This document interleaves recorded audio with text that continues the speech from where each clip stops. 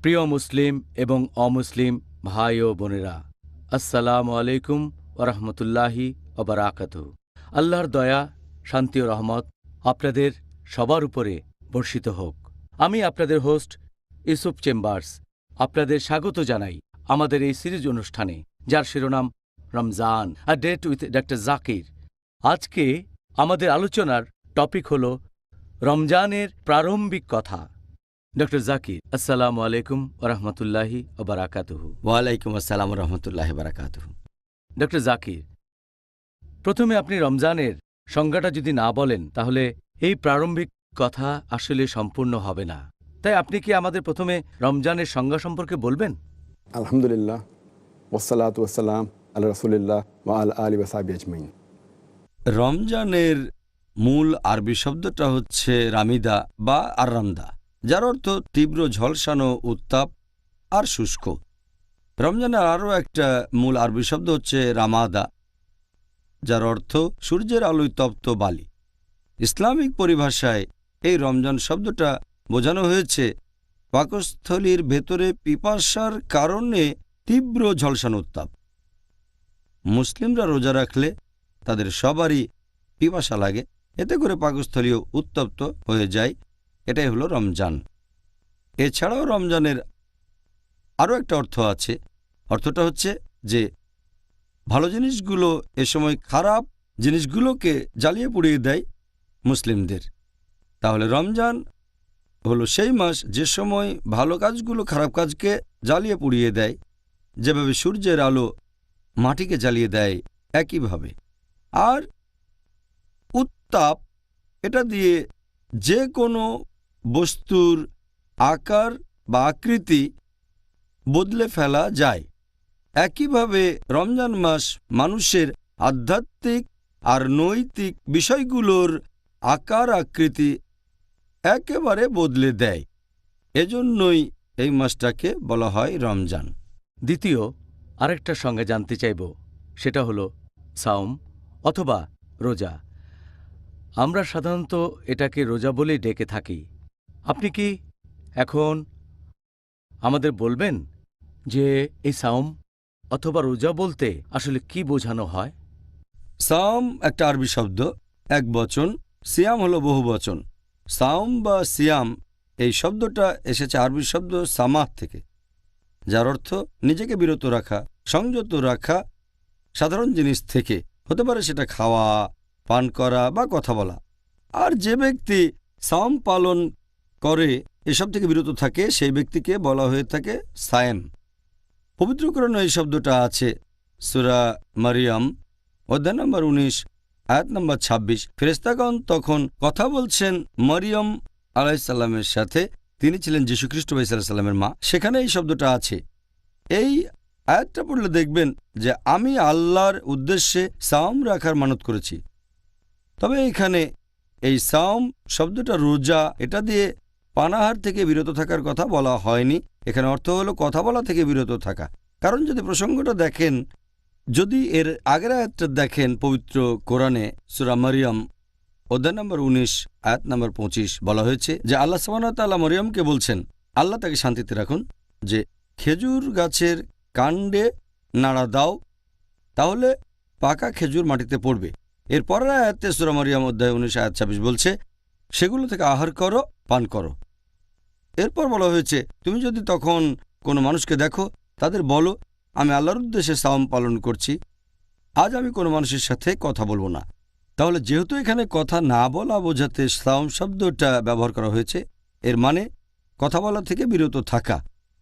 তবে ইসলামিক পরিভাষায় এই সাওম শব্দটা ইসলামিক শরিয়া অনুযায়ী এর মানে যে ব্যক্তি ইবাদতের কাজে নিবেদিত থাকে আর নিয়ত করে সে এটা করে আল্লাহর খাতিরে, আর সেই ব্যক্তি তখন নিজেকে বিরত রাখে খাওয়া দাওয়া, পান করা ইত্যাদি থেকে। এ সময় সে বিরত থাকে সহবাস থেকেও, এমনকি বীর্যস্খলন থেকেও বিরত থাকে। এক কথায় সাওম শব্দের ইসলামিক পরিভাষায় মানে হচ্ছে যে ব্যক্তি রোজা ভাঙার কারণ থেকে বিরত থাকে। রোজা ভাঙার কারণ যেসব কারণে রোজা ভেঙে যায় সেগুলো খাবার মুখ দিয়ে নেন বা নাক দিয়ে নেন, অথবা ড্রিঙ্ক, যে কোনো ধরনের ড্রিঙ্ক হতে পারে, পানি, দুধ, ফলের জুস, যে কোনো ড্রিঙ্ক, সেটা মুখ দিয়ে বা নাক দিয়ে খান, অথবা পুষ্টি গ্রহণ, যে কোনো উৎস থেকে শরীরে পুষ্টি যোগানো। এছাড়াও সে সময় সহবাস থেকে বিরত থাকতে হবে। এক কথায় সাওম মানে পাকস্থলী এবং অন্যান্য অঙ্গের সংযম। এটা হলো ইসলাম অনুযায়ী সাওমের সংজ্ঞা, এবং এটা হচ্ছে মূল সংজ্ঞা। তবে আপনি যদি আরও বিস্তারিত জানতে চান, সাওম মানে শুধুমাত্র খাবার দাবার থেকে বিরত থাকা আর সহবাস থেকেই নয়, এগুলোর কারণে রোজা ভেঙে যায়। এটার আরও একটা মানে খাওয়া দাওয়া আর সহবাস থেকে বিরত থাকার পাশাপাশি সংযম করতে হবে আমাদের জিহ্বার, আমাদের চোখের, আমাদের কানের, অন্যান্য অঙ্গ প্রত্যঙ্গের।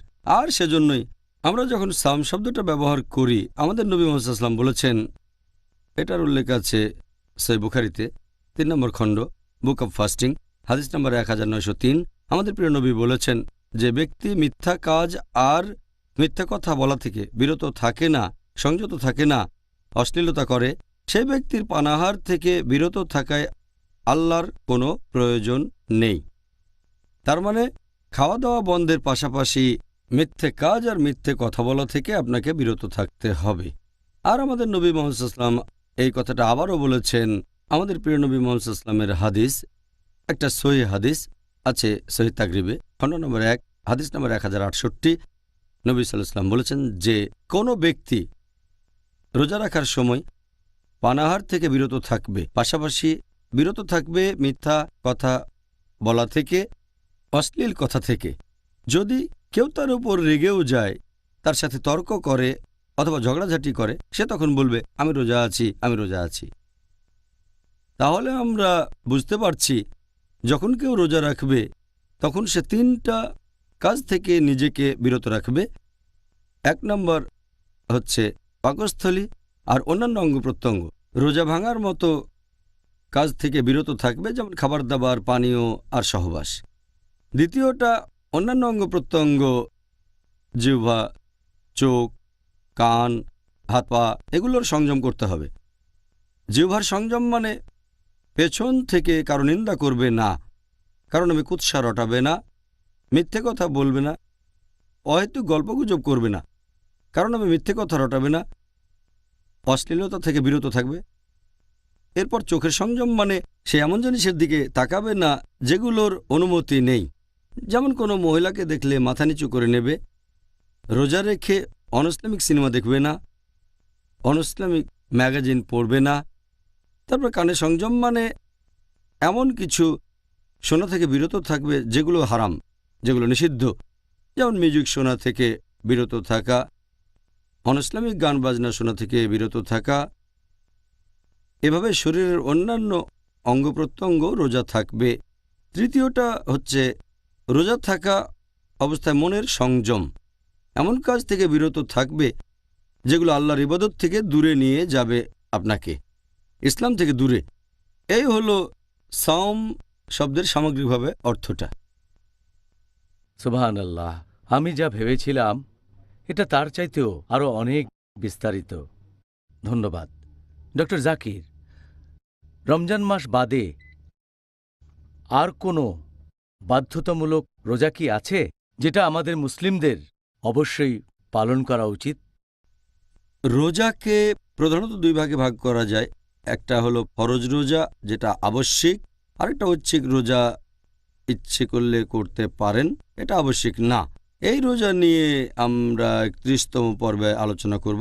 এখন আবশ্যিক রোজার কথা যদি বলতে হয়, এটাকে আবার 4 ভাগে ভাগ করা যায়। প্রথমটা নিয়ে আলোচনা করেছি, রমজান মাসে আমরা যে আবশ্যিক রোজা রাখি। দ্বিতীয়টা হচ্ছে কোনো লোক যদি রমজান মাসে রোজা রাখতে না পারে যে কোনো কারণে, সেই রোজাগুলো পরে রাখতে হবে, এটাকে বলা হয় কাজা রোজা রাখা। তৃতীয়টা হচ্ছে গুনাহ বা পাপ থেকে ক্ষমা পাওয়ার উদ্দেশ্যে রোজা রাখা, যে আমি একটা গুনাহ করেছি, এখন তার কাফারা হিসেবে কয়েকদিন রোজা থাকব। চতুর্থ হচ্ছে আপনি যদি রোজা রাখা মানত করে থাকেন। এই হলো ফরজ রোজার 4টা আলাদা ক্যাটাগরি আবশ্যিক রোজা। জাযাকাল্লাহ খায়ের। ডক্টর জাকির, এবারের প্রশ্নটাও খুব গুরুত্বপূর্ণ। রমজান এই মাসে রোজা রাখা প্রসঙ্গে দুর্ভাগ্যজনকভাবে অনেক মুসলিম ভাই ও বোন রমজান মাসে এই বাধ্যতামূলক রোজা রাখাটা পালন করে না। আপনি কি তাদের উদ্দেশ্যে এই ব্যাপারে কোনো উপদেশ দেবেন পবিত্র কোরআন এবং নবীর সুন্নাহ থেকে, যেগুলো থেকে প্রমাণ করা যায় যে এই রমজান মাসে রোজা রাখা প্রত্যেক মুসলিমদের জন্যই বাধ্যতামূলক? পবিত্র কোরআনে অনেক আয়াত আছে, এছাড়া অনেক হাদিসও আছে, সেখানে স্পষ্ট করে বলা হয়েছে যে এটা ফরজ। রমজান মাসে রোজা রাখা প্রত্যেক মুসলিমের জন্য ফরজ, অবশ্যই পালন করতে হবে। এ ব্যাপারে ইনশাল্লাহ আগামীকাল বিস্তারিত আলোচনা করব। আল্লাহ সুবহানাহু ওয়া তাআলা পবিত্র কোরআনে বলেছেন, সূরা বাকারা অধ্যায় নম্বর 2 আয়াত 183, ইয়া আইয়ুহাল্লাযিনা আমানু হে মুমিনগণ, কুতিবা আলাইকুমুস সিয়াম কামা কুতিবা আলাল লাযিনা মিন ক্বাবলিকুম লাআল্লাকুম তাত্তাকুন। যার অর্থ, হে মুমিনগণ, তোমাদের জন্য সিয়ামের বিধান করা হয়েছে যেমন করে এই বিধান দেওয়া হয়েছিল তোমাদের পূর্ববর্তীগণকে, যাতে করে আত্মসংযম শিখতে পারো। এখানে যে আরবি শব্দটা আছে সেটা কুতিবা, মানে বিধান করে দেয়া, নির্দিষ্ট করে দেয়া। অন্যান্য ফরজ কাজগুলোর পাশাপাশি বিধান করে দেওয়া হয়েছে, তোমাদের জন্য আবশ্যিক করা হয়েছে যে তোমরা রোজা রাখো। তোমাদের পূর্ববর্তীদের জন্য এটা আবশ্যিক করা হয়েছিল, তার মানে আমাদের আগে অন্যদের জন্য এটা আবশ্যিক ছিল, ইহুদি আর খ্রিস্টান এদের জন্য। তারপর আবশ্যিক করা হয়েছে মুসলিমদের জন্য, ইয়া আইয়ুহাল্লাযিনা আমানু মুমিনদের জন্য। এছাড়াও বলা হয়েছে 1 নম্বর এটা তোমাদের জন্য আবশ্যক, 2 নম্বর তোমাদের আগে যারা ছিল তাদের জন্য, 3 নম্বর পয়েন্ট লাআল্লাকুম তাত্তাকুন। তোমরা যাতে শিখতে পারো আত্মসংযম। এই আরবি শব্দ তাত্তাকুন এর মূল শব্দটা ওয়াকাহ। তাকওয়া শব্দটা ওয়াকা থেকে এসেছে, যার মানে হচ্ছে আপনি আল্লাহ তাআলার শাস্তিকে ভয় পাবেন। এক কথায় তাকওয়া শব্দের অর্থ হচ্ছে আল্লাহ সুবহানাহু ওয়া তাআলাকে মেনে চলা, ধার্মিকতা আর ন্যায়নিষ্ঠতা। এখানে আল্লাহ বলেছেন তোমাদের জন্য রোজার বিধান দেওয়া হয়েছে যাতে করে তোমরা শিখতে পারো আত্মসংযম, যাতে শিখতে পারো তাকওয়া, যাতে তাকওয়া বৃদ্ধি করতে পারো আল্লাহকে মেনে চলায়, ন্যায়নিষ্ঠতায়, ধার্মিকতায়। আর যখন কেউ রোজা রাখে তখন যেটা হয়, সে ক্ষুধার্ত থাকে। দেখবেন যখন কেউ ভর পেটে থাকে সেটাই তাকে এনার্জি দেয়। অনেক সময় সে এই এনার্জি থেকেই নিষিদ্ধ কাজ করে, যেটা আসলে ঠিক না। যখন রোজা রাখবেন তখন খারাপ কাজ করার প্রবণতাটা কমে যাবে আর তাকওয়া ব্যারোমিটার উপরে উঠে যাবে। সেজন্য রোজা পালন করলে আপনি মুত্তাকি হতে পারবেন, তাকওয়া বৃদ্ধি করতে পারবেন। এছাড়াও পবিত্র কোরআনে বলা হয়েছে, সূরা বাকারা অধ্যায় নম্বর 2 আয়াত 185, আল্লাহ বলেছেন, শাহরু রমজান আল্লাযী উনজিলা ফীহিল কুরআন হুদাল লিন-নাস। অর্থাৎ রমজান হলো সেই মাস যে মাসে পবিত্র কোরআন নাজিল হয়েছে মানুষজাতির পথনির্দেশক হিসেবে, ওয়া বাইয়িনাতিন মিনাল হুদা ওয়াল ফুরকান, সৎপথের স্পষ্ট নিদর্শন রূপে এবং সত্য ও মিথ্যার পার্থক্যকারী রূপে। এরপরে আল্লাহ বলেছেন, যে সব মানুষ এই মাসটা পাবে তারা রোজা রাখবে। তার মানে এটা ফরজ। আপনি মুসলিম, যদি রমজান মাস আসে আপনি রোজা রাখবেন। কিছু ব্যতিক্রম আছে, যদি অসুস্থ থাকেন, যদি ভ্রমণ করেন তাহলে অন্য সময় রাখতে পারেন, ইত্যাদি ইত্যাদি। এখন এই আয়াতটা বলছে রমজান মাসে রোজা রাখাটা প্রত্যেক মুসলিমের জন্য ফরজ। কিছু ব্যতিক্রম আছে। এছাড়াও অনেকগুলো সহিহ হাদিস আছে যেগুলো বলছে রমজান মাসে রোজা রাখা মুসলিমদের জন্য ফরজ। আমি একটা হাদিসের উদাহরণ দিচ্ছি। আমাদের প্রিয় নবী সাল্লাল্লাহু আলাইহি সাল্লাম বলেছেন, এটা আছে সহিহ বুখারী খণ্ড নম্বর 1 বুক অব ঈমান হাদিস নম্বর 8। আমাদের নবী বলেছেন, ঈমানের ভিত্তি হলো 5টা স্তম্ভ। প্রথমটা হলো লা ইলাহা ইল্লাল্লাহ মুহাম্মাদুর রাসূলুল্লাহ, আল্লাহ ছাড়া কোনো উপাস্য নেই আর নবী মুহাম্মদ সাল্লাল্লাহু আলাইহি ওয়াসাল্লাম আল্লাহর প্রেরিত রাসূল। দ্বিতীয়টা হচ্ছে সালাত কায়েম করা, নামাজ আদায় করা। তৃতীয় হলো যাকাত দেয়া, গরিবদের জন্য দান করা। চতুর্থ হলো হজ পালন করা, পবিত্র শহর মক্কায় গিয়ে হজ করা। আর পঞ্চমটা হচ্ছে সাওম পালন করা, অর্থাৎ রোজা রাখা। তাহলে নবী সাল্লাল্লাহু আলাইহি ওয়াসাল্লামের এই হাদিস সহিহ বুখারী খণ্ড নম্বর 1 বুক অব ঈমান হাদিস নাম্বার 8, এখানে বলা হয়েছে যে রোজা হচ্ছে ইসলামের একটা স্তম্ভ, শুধু ফরজই নয়, ইসলাম ধর্মের মূল বিশ্বাসের একটা স্তম্ভ। এটা ইসলামের সবচেয়ে গুরুত্বপূর্ণ যে 5টা কাজ, তার মধ্যে রোজা একটা। তাহলে এখান থেকেই আমরা বুঝতে পারছি সব মুসলিমের জন্যই রোজা রাখা ফরজ। হ্যাঁ, আপনি এখানে একেবারে পরিষ্কার করে ব্যাপারটা ব্যাখ্যা করলেন।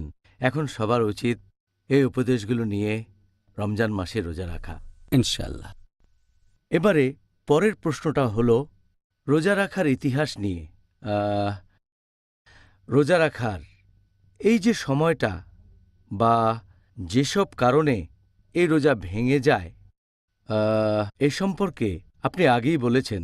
এখন মুসলিমদের জন্য এই রোজা রাখার নিয়মটা কি সবসময় একই রকম ছিল, নাকি অন্য কোনোভাবে রোজা রাখতেন মুসলিমরা? মুসলিমদের কথা যদি বলতে হয়, প্রথম যখন পবিত্র কোরআনে রোজার কথা বলা হয়, সূরা বাকারা অধ্যায় 2 আয়াত 183, এটা আমি আগেও বলেছি যে রোজা রাখা ফরজ। সে সময় মুসলিমরা প্রত্যেক মাসে 3 দিন রোজা রাখত। পরবর্তীতে যখন আরেকটা আয়াত নাজিল হলো সূরা বাকারা অধ্যায় 2 আয়াত 185, এটার কথা আগেও বলেছি আমি, যে এই পবিত্র রমজান মাসে কোরআন নাজিল হয়েছে মানুষ জাতির পথনির্দেশক হিসেবে, সৎপথের নিদর্শন হিসেবে, আর সত্য মিথ্যার পার্থক্যকারী রূপে। সুতরাং যেসব মুসলিম এই মাসটা পাবে তারা রোজা রাখবে। তখন থেকে মুসলিমদের জন্য ফরজ হলো যে তারা পুরো রমজান মাসটা রোজা রাখবে। প্রথমে রোজা থাকতো প্রত্যেক মাসে 3 দিন, তারপর হলো পুরো 1 মাস রোজা শুধু রমজান মাসে। এরপর রোজার সময় কি করা যাবে না, যেসব কাজ করলে রোজা ভাঙবে, তারা একটা হচ্ছে সহবাস করা নিজের স্ত্রীর সাথেও। প্রথম দিকে যখন সূরা বাকারা অধ্যায় 2 আয়াত 185 নাজিল হয়েছিল, সেখানে এই ব্যাপারে বিস্তারিত বলা হয়নি। তাই সে সময় মুসলিমরা স্ত্রীর সাথেও সহবাস করা থেকে বিরত থাকত পুরো রমজান মাস, এমনকি রাতের বেলাতেও। তখন অনেক সাহাবী, অনেক মুসলিমদের জন্যই কষ্টকর হয়ে দাঁড়ালো। এ প্রসঙ্গে আমার একটা ঘটনা মনে পড়ে গেল। পবিত্র কোরআনের একটা তাফসিরে এটার উল্লেখ করা হয়েছে। তাফসির আল কুরতুবী খণ্ড নম্বর 2 পৃষ্ঠা নম্বর 210, এখানে বলা হয়েছে যে ওমর বিন খাত্তাব রাদিয়াল্লাহু আনহু একবার নবীর সাথে কথা বলার পর বেশ রাত করে বাসায় ফিরলেন। তখন তার ইচ্ছে হলো স্ত্রী সহবাস করবেন। তিনি সেই রাতে স্ত্রীর সাথে সহবাস করলেন। যখন ঘুম থেকে উঠলেন তার খুব খারাপ লাগলো, তিনি লজ্জা পেলেন এবং নবীর কাছে গেলেন আর বললেন যে আমি আমার কৃতকর্মের জন্য আল্লাহ এবং তার রাসূলের কাছে ক্ষমা চাচ্ছি, আর আমার রূহ জাগতিক সুখের প্রতি আকৃষ্ট হয়েছিল। গতরাত আমি স্ত্রী সহবাস করেছি। কোনো কি উপায় আছে যাতে আমাকে ক্ষমা করা যায়? আমি কি কোনোভাবে মাপ পেতে পারি? নবী তখন বললেন, তুমি কি সত্যি এই কাজটা করেছ? তিনি বললেন, হ্যাঁ নবী। নবী কথা বললেন না। হযরত ওমর রাদিয়াল্লাহু আনহু যখন এটা করেছিলেন তখন নিষিদ্ধ ছিল। তিনি বললেন, হ্যাঁ আল্লাহর রাসূল, আমি করেছি, আমাকে কোনোভাবে ক্ষমা করা যায়? নবী তখন বললেন, আল্লাহ তাআলা নিশ্চয়ই এ ব্যাপারে নির্দেশ পাঠান। আর আলহামদুলিল্লাহ সুম্মা আলহামদুলিল্লাহ। এর পরেই নাজিল হলো সূরা বাকারার আরেকটা আয়াত, অধ্যায় নম্বর 2 আয়াত 187 নাজিল করা হলো। বলা হলো, সিয়ামের রাতে তোমাদের স্ত্রী সহবাস করাটাকে বৈধ করা হয়েছে। And then it says, "Hunna libasul lakum wa antum libasul lahunna." যে তোমরা তাদের পরিচ্ছদ, তারা তোমাদের পরিচ্ছদ। আমরা আমাদের স্ত্রীদের পরিচ্ছদ আর স্ত্রীরা আমাদের পরিচ্ছদ। আল্লাহরও বলেছেন, আমি জানি তোমরা নিজেদের উপর অবিচার করছিলে, আল্লাহ তোমাদের ক্ষমা করেছেন, আর এখন থেকে তোমরা স্ত্রীদের সাথে মিলিত হও রমজান মাসের রাতের বেলায়, আর পানাহার করো যতক্ষণ না রাতের কালো রেখা হতে সকালের শুভ্র রেখা তোমাদের কাছে স্পষ্ট হয়। তাহলে যখন এ আয়াতটা নাজিল হলো সূরা বাকারা অধ্যায় 2 আয়াত 187, তখন নিয়মটা একটু শিথিল হয়ে গেল যে রমজান মাসে রাতের বেলায় স্ত্রী সহবাস করতে পারবেন, তবে দিনের বেলায় বিরত থাকতে হবে। এছাড়াও খাওয়া দাওয়ার কথা বলতে গেলে প্রথম দিকে সূরা বাকারা অধ্যায় 2 আয়াত 187 নাজিল হওয়ার আগে মুসলিমরা খাওয়া দাওয়া করত সূর্য ডোবার পরে, যখন ঘুমিয়ে পড়ত তারপর আর খেতে পারত না। এরপরে তারা আবার খেত তার পরের দিন সূর্য ডোবার পরে। একবার একটা ঘটনা ঘটল যে এক সাহাবী কায়েস রাদিয়াল্লাহু আনহু, তিনি খুব পরিশ্রম করতেন, সে সময় রোজা ছিলেন। সূর্য ডুবে গেলে তিনি বাসায় আসলেন আর তার স্ত্রীকে বললেন যে আমাকে কিছু খেতে দাও।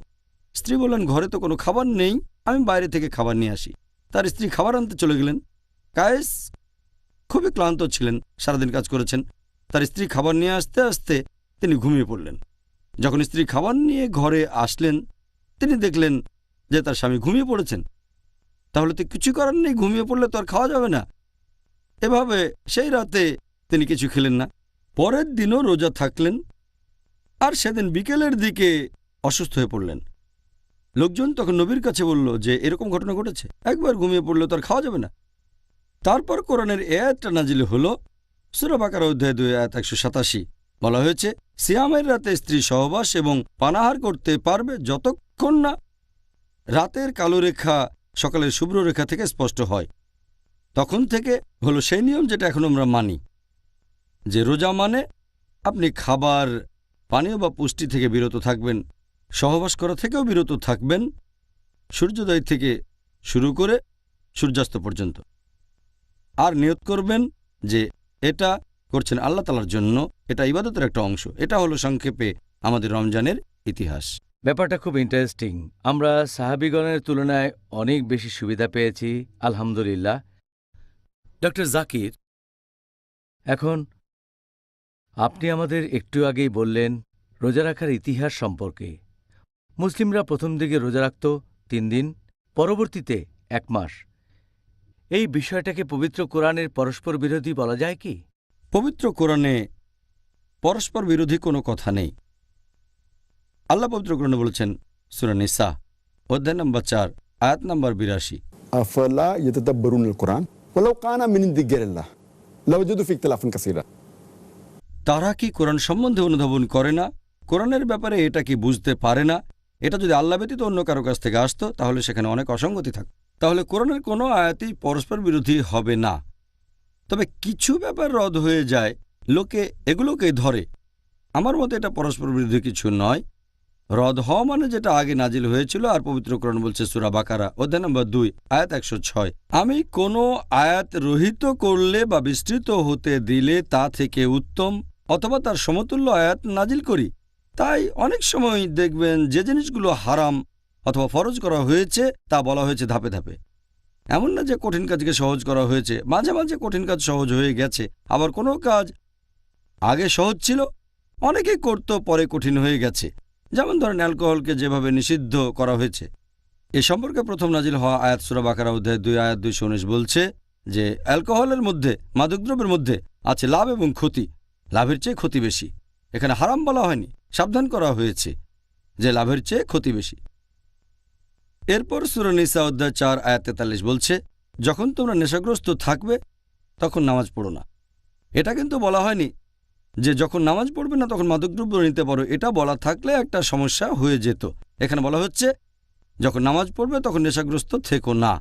আর মুসলিমদের জন্য 5 ওয়াক্ত নামাজ পড়া ফরজ। তার মানে অ্যালকোহল বা মাদকদ্রব্য সেবনের কোনো প্রশ্নই আসছে না। তবে হয়তো রাতে এশার নামাজের পরে বা ফজরের নামাজের পরে অনেকটা গ্যাপ থাকে। এরপর নাজিল করা হলো সূরা মাইদা অধ্যায় 5 আয়াত 90, या अय्युहल्लज़ीना आमनू হে মুমিনগণ, इन्नमल खम्रु वल मैसुरु নিশ্চয়ই মদ পান করা এবং জুয়া খেলা, वल अंसाबु वल असलामु মূর্তি পূজার বেদি, ভাগ্য নির্ণায়ক স্বর, रुज्तुम मिन अमलि शैतान এগুলো সব শয়তানের কাজ। फज्तनिबू लअल्लकुम तुफलिहुन। এগুলো বর্জন করো যাতে সফল কাম হতে পারো। তাহলে আমরা দেখতে পাচ্ছি যে অ্যালকোহল বা মাদকদ্রব্যকে নিষিদ্ধ করা হয়েছে ধাপে ধাপে। প্রথমে শুধু সাবধান করা হলো যে লাভের চেয়ে ক্ষতি বেশি, তারপর নামাজের সময় নিষেধ, তারপরে পুরোপুরি নিষেধ।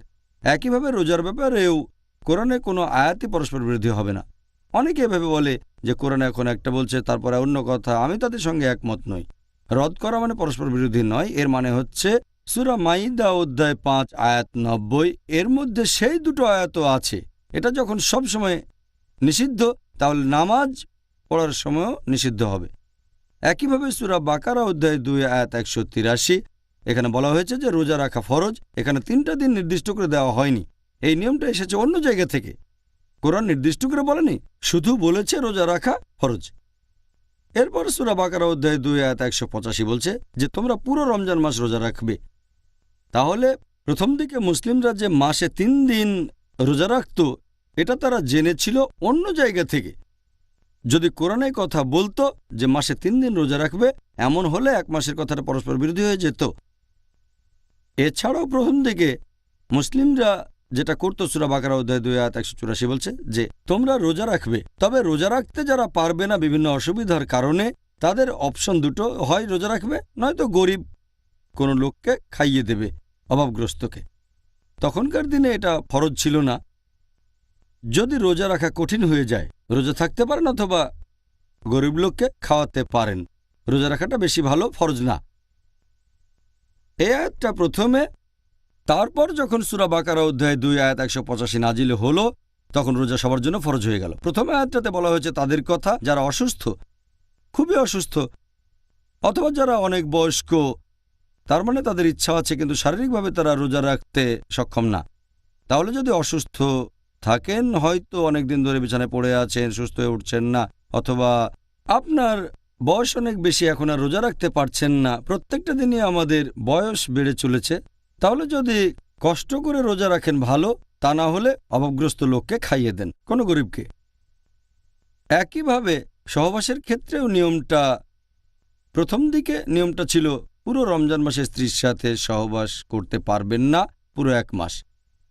কোরআন কিন্তু একথা বলেনি, কোরআন শুধু বলেছে রমজান মাসে তোমরা রোজা রাখো। এটা তারা জেনেছে অন্য উৎস থেকে, কোরআনের কথা পরস্পর বিরোধী না। প্রথম দিকে মুসলিমরা রোজা রাখত 3 দিন, এটা বেশ সহজ ছিল। তখন রোজা রাখা যদি কঠিন হয়ে যায়, না চাইলে রোজা রাখবেন না, গরিব লোককে খাইয়ে দেন, তাহলে প্রথম দিকে এটা সহজ ছিল। পরবর্তীতে কঠিন হয়ে গেল। স্ত্রী সহবাসের ব্যাপারে বলতে গেলে প্রথমে এটা কঠিন ছিল, 1 মাস সহবাস করবেন না, তারপর আল্লাহ সহজ করে দিলেন। কোরআনের কোনো আয়াতই পরস্পর বিরোধী না। তবে যেহেতু পবিত্র কোরআন নাজিল হয়েছে 22.5 বছর ধরে, সেখানে কিছু জিনিস নিষিদ্ধ করা হয়েছে একেবারে শুরুতেই, আর কিছু ধাপে ধাপে। কিছু জিনিস ফরজ করা হয়েছে শুরুতেই, কিছু ধাপে ধাপে। রোজা রাখাটা যেহেতু লোকজনের জন্য কঠিন ছিল, তাই ধাপে ধাপে এসেছে। তবে আলহামদুলিল্লাহ, কোরআনের একটা আয়াতও আরেকটার সাথে পরস্পর বিরোধী হবে না, আলহামদুলিল্লাহ। আলহামদুলিল্লাহ। আমার তো মনে হচ্ছে এটা আল্লাহ সুবহান তাআলার আলহামদুলিল্লাহ। এটা মানুষ জাতির জন্য একটা রহমত। আল্লাহ তাআলার বিধান প্রয়োগ করার জন্য আমরা এখন থেকে সুযোগ আলহামদুলিল্লাহ। পাচ্ছি।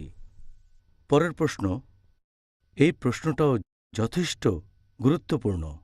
যখন আমরা রোজা রাখি, এটার মানে কি আমরা শুধু খাবার দাবার, পানীয়, সহবাস এরকম বিভিন্ন কাজ থেকে নিজেদেরকে বিরত রাখব? একজন রোজদারের জন্য যে কাজগুলো করা ফরজ, এ ব্যাপারে আমি আগে বলেছি। এর একটা হচ্ছে সেসব কাজে বিরত থাকা যেগুলোতে রোজা ভেঙে যায়, যেমন খাবার, পানীয় আর সহবাস করা।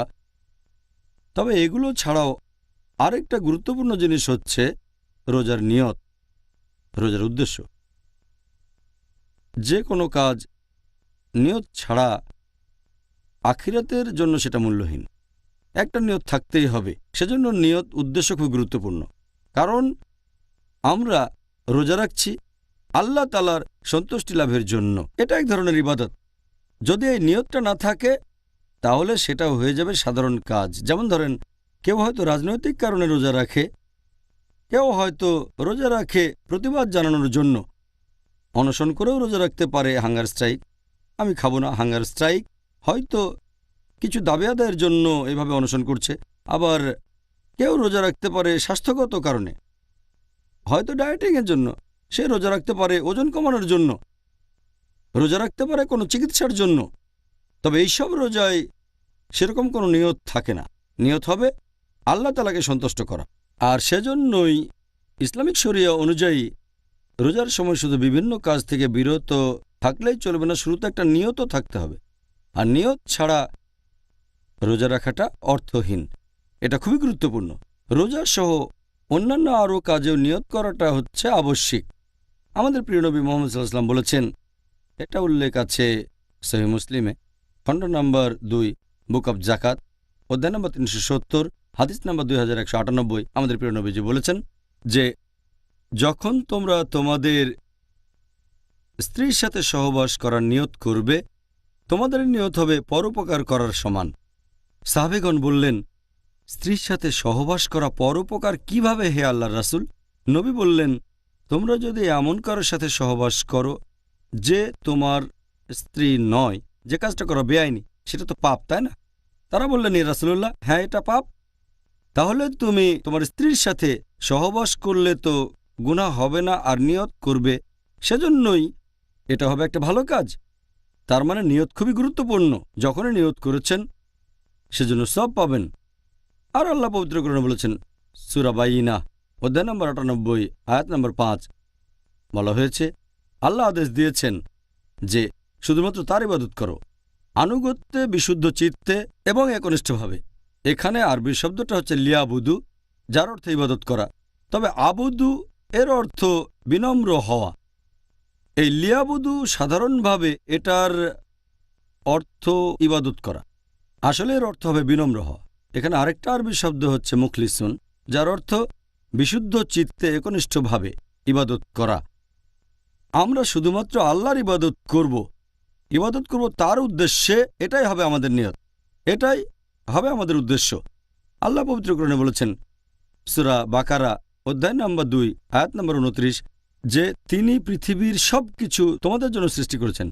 আল্লাহ যখন সব কিছু আমাদের জন্য সৃষ্টি করেছেন, 10 ভাগের 1 ভাগ বা 4 ভাগের 1 ভাগ বা অর্ধেক না, সব কিছু সৃষ্টি করেছেন মানবজাতির জন্য এই পৃথিবীতে।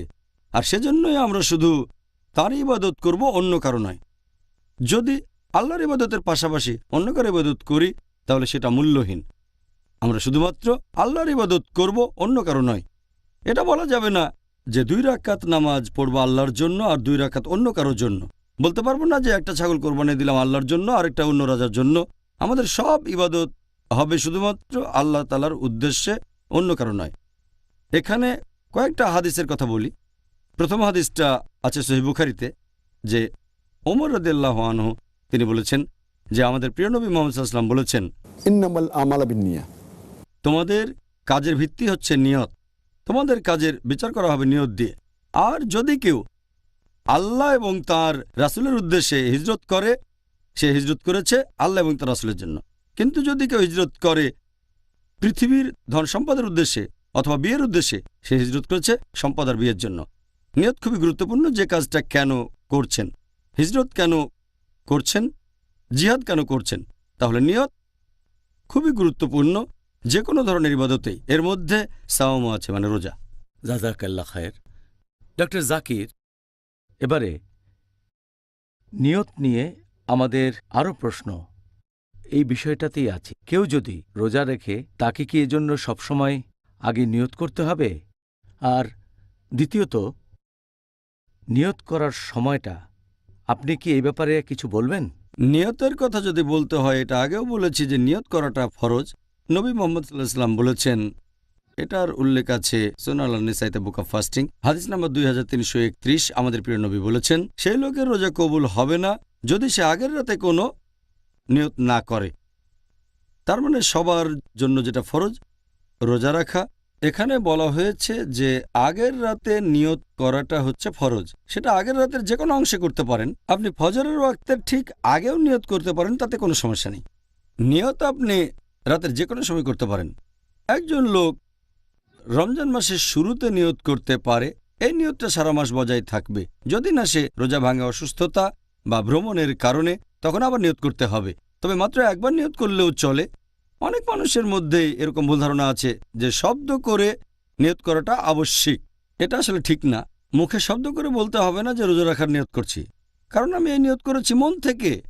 যেমন ধরেন, আমি রোজা রাখার জন্য ঘুম থেকে উঠলাম, ফজরের নামাজের অনেক আগে সাহরি করব। তারপর আমার ছেলে যখন সাহরি করার জন্য ঘুম থেকে উঠল শেষ রাতে, সে আমাকে জিজ্ঞেস করলো যে তুমি ঘুম থেকে উঠেছ কেন? আমি বললাম আমরা রোজা রাখবো তাই। সেও তখন বুঝতে পারল আমার নিয়ত আছে, বলার দরকার নেই যে আমি রোজা রাখছি, নিয়তটা তো আছে। তাহলে নিয়ত থাকতে হবে মনের ভেতরে। মুখ দিয়ে শব্দ করে বলতে হবে না। অনেক মানুষ এরকম ভাবে। আর আমি এমন কোনো হাদিসের কথা জানি না যেখানে আমাদের নবী বা সাহাবীগণের কেউ শব্দ করে নিয়ত করেছেন আমি রোজা রাখছি। নিয়ত থাকবে মনে। আর 1 মাস রোজার জন্য একবার নিয়ত করলে যথেষ্ট। এর মধ্যে ভাঙলে আবার নিয়ত করতে হবে। তবে এটা শুধু ফরজ রোজার ক্ষেত্রে। ঐচ্ছিক রোজার ক্ষেত্রে যে রোজাগুলো ফরজ না সেখানে নিয়ত করাটা ফরজ না, এরকম একটা সহিহ হাদিসের উল্লেখ আছে সুনান আল নিসাইতে, বুক অব ফাস্টিং, হাদিস নম্বর 2323। একবার নবী তার স্ত্রীকে বললেন যে আমাকে খেতে দাও। স্ত্রী বললেন ঘরে কোনো খাবার নেই। নবী বললেন রোজা থাকছি।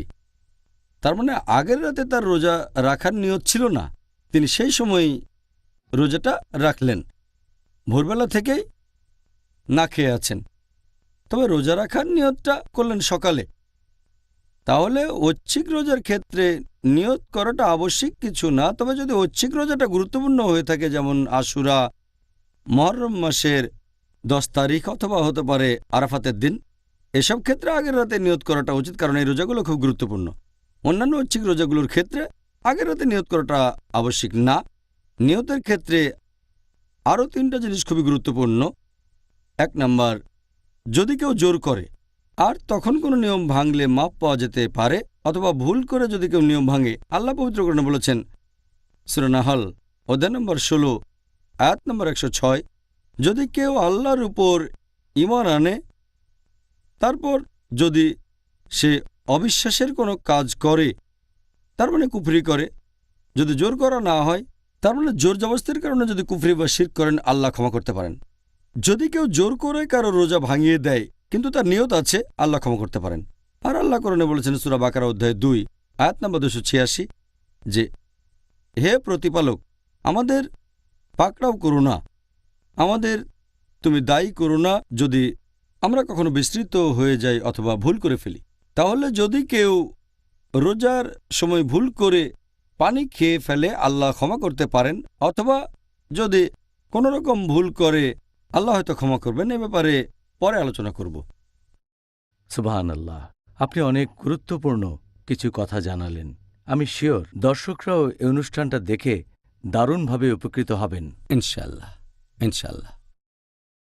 আরেকটা বিষয় নিয়ে আমি কিছুদিন সমস্যার মধ্যে ছিলাম। সেটা হলো যে রোজা রাখা তো ইসলাম ধর্মের একটা স্তম্ভ, তাই না? এখন আল্লাহর ইবাদত করার এই যে পদ্ধতি, এটার সাথে ইসলামের অন্য 4টা স্তম্ভ, এর মধ্যে কোনো পার্থক্য আছে? একথা আমি আগেও বলেছি যে ইসলামের 5টা স্তম্ভ, আর এর সবগুলো গুরুত্বপূর্ণ। তবে অন্যান্য স্তম্ভগুলোর সাথে এই সাওম অথবা রোজার যে পার্থক্য আছে তা হচ্ছে যে ইসলামের অন্যান্য স্তম্ভগুলো, হোক সেটা নামাজ অথবা জাকাত অথবা ধরেন হজ, এই কাজগুলো মানুষকে দেখানোর জন্য করা যেতে পারে। লোক দেখানো কাজগুলো করতে পারে অন্যকে দেখানোর জন্য, যে আমি সবাইকে দেখাতে চাই আমি খুব ধার্মিক। নামাজ পড়লাম লোকজনকে দেখানোর জন্য, আর হজ করতে গেলাম এটাও মানুষকে দেখানোর জন্য, এটা হতে পারে। জাকাত দিলাম যাতে লোকজন মনে করে যে আমি খুব পরোপকারী। তবে এভাবে রোজা রাখাটা সম্ভব না, এটা লোকজনকে সেভাবে দেখানো যায় না। কারণ একজন মানুষ রোজা রাখতে পারে আর সবার চোখের আড়ালে খাবারও খেতে পারে, পানিও খেতে পারে। তবে যে সতী রোজা রাখে আর এই সব কাজ থেকে নিজেকে বিরত রাখে, সেটা করে শুধু আল্লাহর জন্য, অন্য কারোর জন্য নয়। এটাই হচ্ছে রোজার সাথে ইসলামের অন্যান্য স্তম্ভের পার্থক্য। আর আমাদের নবী মুহাম্মদ সাল্লাল্লাহু আলাইহি ওয়াসাল্লাম বলেছেন, এটার উল্লেখ আছে সহিহ বুখারীতে খণ্ড নম্বর 3 বুক অব ফাস্টিং, হাদিস নম্বর 1904। আমাদের প্রিয় নবী মুহাম্মদ সাল্লাল্লাহু আলাইহি ওয়াসাল্লাম বলেছেন যে আল্লাহ বলেছেন, আদম সন্তানেরা পৃথিবীতে যে সমস্ত কাজ করে সেগুলো শুধুমাত্র তাদের জন্য, তারা নিজের জন্য করে, কিন্তু রোজা রাখে আমার জন্য, আর আমি তাকে পুরস্কার দেব। এবং রোজা হচ্ছে ঢাল স্বরূপ। যে রোজা রাখবে সে বিভিন্ন অশ্লীল কাজ থেকে বিরত থাকবে, বিরত থাকবে মিথ্যে কথা বলা থেকে, বিরত থাকবে ঝগড়া করার থেকে। তখন যদি কেউ তার উপর রেগে যায় আর গালমন্দ করে, সে বলবে আমি রোজা আছি, আমি রোজা আছি। এরপরে হাদিসটা আরও বলছে, মুহাম্মদ সাল্লাল্লাহু আলাইহি ওয়াসাল্লাম বলেছেন যে আমি আল্লাহর নামে শপথ করে বলছি, যার হাতে রয়েছে মুহাম্মদের রূহ, যে একজন রোজা পালনকারীর মুখের গন্ধ আল্লাহ তাআলার কাছে কস্তুরীর গন্ধের চেয়েও মিষ্টি। আর যে রোজা রাখে সে দুইবার আনন্দ উপভোগ করে, একবার যখন সে রোজা ভাঙে, আরেকবার যখন প্রতিপালকের সাথে মিলিত হয়। তাহলে এই হাদিসে বেশ কয়েকটা পয়েন্ট আছে। 1 নম্বর, রোজা রাখবেন শুধু আল্লাহ তাআলার জন্য, মানুষকে দেখানোর জন্য না। 2 নম্বর, রোজা হলো ঢাল, একটা নিরাপত্তা। রোজা আমাদের দূরে রাখবে ভুল কাজ থেকে, খারাপ কাজ থেকে, অশ্লীলতা থেকে। কেউ যদি রেগে যায় তাহলে তাকে এটা বলে শান্ত করবেন, আমি রোজা আছি, রোজা আছি। আরেকটা হাদিস মুহাম্মদ সাল্লাল্লাহু আলাইহি ওয়াসাল্লাম বলেছেন, এটা আছে সহিহ বুখারীতে, খণ্ড নম্বর 3, হাদিস নম্বর 2038, যে শয়তান আমাদের মানুষদের শরীরের ভেতরে রক্তের মতোই ঘুরে বেড়ায়। যখন আমরা রোজা থাকি আমাদের ক্ষুধা লাগে, আর ক্ষুধা লাগলে আমাদের এনার্জি লেভেল কমে যায়। তখন খারাপ কাজ করার মনের মধ্যে ইচ্ছেটা জাগে না, তাকওয়ার লেভেল বেড়ে যায়। কারণ যখন খাবার খাই সেটা রক্তে চলে যায়। যখন সংযত থাকি তখন শয়তানের পদচিহ্ন অনুসরণের ক্ষেত্রেও সংযত হয়ে যায়। সেজন্য আমরা যখন রোজা রাখি আমাদের তাকওয়া লেভেলটা বেড়ে যায়। ডক্টর জাকির, রমজান এটা আসলে একটা অসাধারণ মাস, আর আমি নিজেও এটা ভালোভাবে উপলব্ধি করেছি যে এই পবিত্র রমজান মাসে সব মুসলিম ভাই বোনদের মধ্যে সুন্দর একটা বন্ধন তৈরি হয়। এই রমজান তার ভ্রাতৃত্ববোধ সম্পর্কে বিশেষ কিছু কি বলা হয়েছে? আমাদের প্রিয় নবী মুহাম্মদ সাল্লাল্লাহু আলাইহি ওয়াসাল্লাম বলেছেন যে মুসলিমরা হলো একটা শরীর, পৃথিবীর সব মুসলিম তারা একটা শরীর। আর আপনারা যদি ভালো করে দেখেন পৃথিবীর মুসলিমরা তারা আলাদা। আমরা বিভিন্ন গোত্রের, আমাদের মুখের ভাষা আলাদা, আমাদের গায়ের রং আলাদা, আমাদের জাতি আলাদা, তারপর আমাদের দেশও আলাদা। মুসলিমরা এখন বিভিন্ন গোত্রের আলাদা, তবে একটা দিকে আমরা সবাই এক, লা ইলাহা ইল্লাল্লাহ মুহাম্মাদুর রাসূলুল্লাহ, অর্থাৎ আল্লাহ তাআলা ব্যতীত অন্য কোনো উপাস্য নেই, আর নবী মুহাম্মদ সাল্লাল্লাহু আলাইহি ওয়াসাল্লাম আল্লাহর রাসূল। তাহলে এই কালেমার উপর ভিত্তি করে আমরা পৃথিবীর সব মুসলিম এক। আল্লাহ পবিত্র কোরআনে বলেছেন, সূরা হুজুরাত অধ্যায় নম্বর 49 আয়াত নম্বর 13, या अय्युहन नासु इन्ना खलकनाकुम मिन ज़करिन व उनसा वजअलनाकुम शुऊबन व क़बाइला लिताअरफू इन्ना अक्रमकुम इनदल्लाहि अतकाकुम इन्नल्लाहा अलीमुन खबीर। যার মানে, হে মানুষ জাতি, আমি তোমাদের সৃষ্টি করেছি একজোড়া পুরুষ ও নারী হতে, পরে তোমাদের বিভক্ত করেছি বিভিন্ন জাতি ও গোত্রে, যাতে তোমরা একে অন্যের সাথে পরিচিত হতে পারো, এমন না যে একে অন্যকে ঘৃণা করবে। আর আল্লাহর কাছে সেই ব্যক্তি অধিক মর্যাদা সম্পন্ন যার রয়েছে তাকওয়া। আল্লাহ সুবহানাহু ওয়া তাআলার কাছে আমাদের বিচার করার মানদণ্ড সেটা গোত্র না, বর্ণ না, জাতি না, সেটা লিঙ্গ না, ধন সম্পদ না, সেটা হলো তাকওয়া, আল্লাহ তাআলাকে মেনে চলা ধার্মিকতা। আর এই পবিত্র রমজান মাসে আল্লাহ কোরআনে বলেছেন সূরা বাকারা অধ্যায় 2 আয়াত 183, लाल्लकुम तत्तकुन, যাতে করে তোমরা হতে পারো মুত্তাকি, তোমাদের তাকওয়া বাড়াতে পারো। আমাদের তাকওয়া যত বাড়বে পৃথিবীর মুসলিমরা আমরা তত বেশি একতাবদ্ধ হব। আমরা তো একটাই জাতি, গোত্র বা বর্ণ আমাদের আলাদা করতে পারে না, আমরা এক জাতি। আর এই পবিত্র রমজান মাসে আমাদের তাকওয়া বেড়ে যায়, আমাদের একতা বেড়ে যায়। আর এই একতার সবচেয়ে বড় উদাহরণ আমরা দেখেছি নবী সাল্লাল্লাহু আলাইহি ওয়াসাল্লামের সময়। সাহাবীগণ তখন বিভিন্ন দেশ থেকে আসতেন, গায়ের রং আলাদা, জাতি আলাদা। উদাহরণ হিসেবে হযরত আবু বকর রাদিয়াল্লাহু আনহু, তিনি ছিলেন কুরাইশ। এরপর হযরত বিলাল রাদিয়াল্লাহু আনহুর কথা বলা যায়, তিনি এসেছিলেন ইথিওপিয়া থেকে, ইথিওপিয়ান। তারপর হযরত শুআইব রাদিয়াল্লাহু আনহু, তিনি ছিলেন রোমান। তারপর আরেকজন সাহাবী সালমান ফার্সি রাদিয়াল্লাহু আনহু ছিলেন পারস্য দেশের। তাহলে তারা ছিলেন বিভিন্ন দেশের আলাদা জাতি, গায়ের রং আলাদা। আমরা যদি ইসলামের ইতিহাস ভালো করে দেখি দেখবেন সেখানেও একই। উদাহরণ হিসেবে ইমাম বুখারী, তিনি খুব বিখ্যাত বিশেষজ্ঞ, এসেছিলেন বুখারা থেকে, তিনি আরব নন। এরপর মোহাম্মদ দিকানকারার, তিনি ছিলেন তুরস্কের লোক। এরপর আরও আছেন সালাদিন আইয়ুবী, তিনি ছিলেন কুর্দি।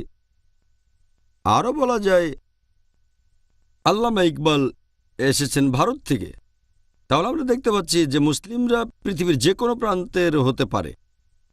আর এই একতা রমজানে আমরা বেশি করে পালন করে থাকি, কারণ এই সময় আমাদের তাকওয়া লেভেল বৃদ্ধি পায়।